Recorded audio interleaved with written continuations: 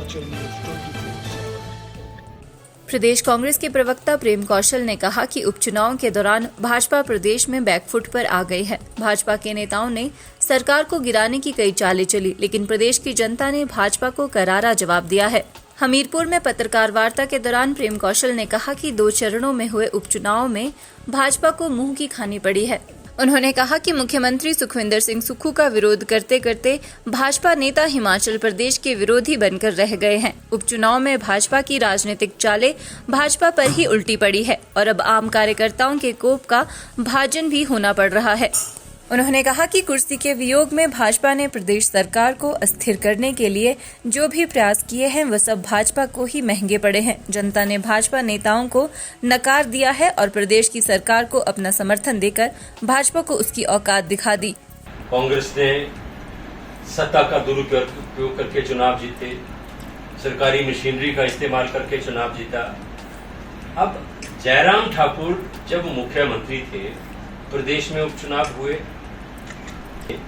और उसका दुरुपयोग करके सरकार का इस्तेमाल करके चुनाव जीते जाते हैं, तो जयराम क्यों नहीं जीत पाए थे? यह तो उन्होंने बहुत कुछ था।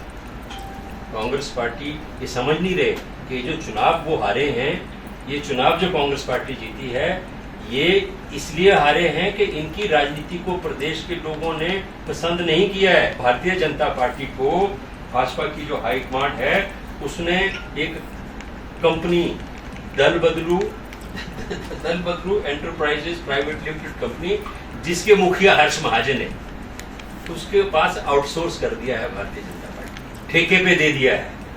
तो उसके फलस्वरूप अब भारतीय जनता पार्टी के अंदर विस्फोटक परिस्थितियां हैं। भारतीय जनता, आप देखिए सोशल मीडिया पे देखिए, कहीं भी चले जाइए, आज भारतीय जनता पार्टी, चाहे आपके राजीव बिंदल हों, इन तीनों के खिलाफ खुलकर बोल रहे हैं सोशल मीडिया में। और एक भारी बगावत भारतीय जनता पार्टी के अंदर ग्रास रूट स्तर पर जो नेता होते हैं, उनके अपने हित होते हैं, कोई इंटरेस्ट होते हैं, वो कई बार खुल के नहीं आते, लेकिन कार्यकर्ता का कोई इंटरेस्ट नहीं होता।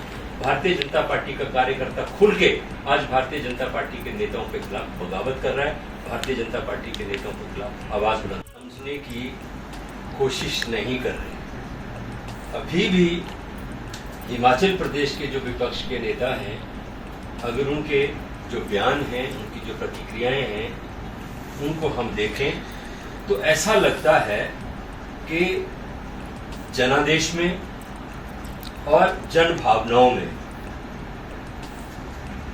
भारतीय जनता पार्टी के इन नेताओं का विश्वास नहीं है, उनका सम्मान नहीं करते, उनका आदर नहीं करते। 2022 में चुनाव हुए, लोगों ने कांग्रेस पार्टी को आशीर्वाद दिया, प्रदेश में सरकार बनाने का बहुमत दिया, 40 विधायक हमारे जीते। फिर षड्यंत्र के तहत सरकार को गिराने का प्रयास हुआ, उपचुनाव हुए, हम फिर 40 हो गए। क्षेत्रों में फिर से प्रदेश के लोगों ने स्पष्ट ये संदेश दिया, जनादेश दिया कि हिमाचल प्रदेश के लोग 5 वर्ष के कार्यकाल के लिए सुखविंदर सिंह सुक्खू के नेतृत्व वाली कांग्रेस पार्टी की सरकार देखना चाहते हैं।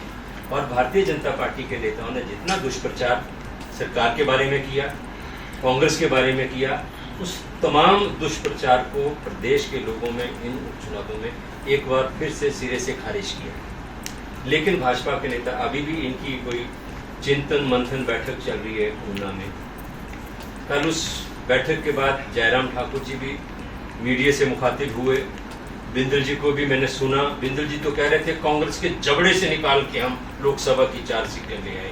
ऐसी भाषा का इस्तेमाल कर रहे हैं एक राजनीतिक दल के प्रदेशाध्यक्ष।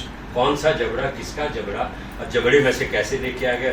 हकीकत यह है कि आपके जबड़े में से छीन के हम दोबारा अपनी सरकार को लेके आए हैं। आपके जबड़े में से जो आपने 9 विधायक अपने जबड़े के नीचे दबा के रखे थे, चबा के रखे थे, वो वहीं रह गए आपके जबड़े में ही। आपने शहीद कर दिया उनको।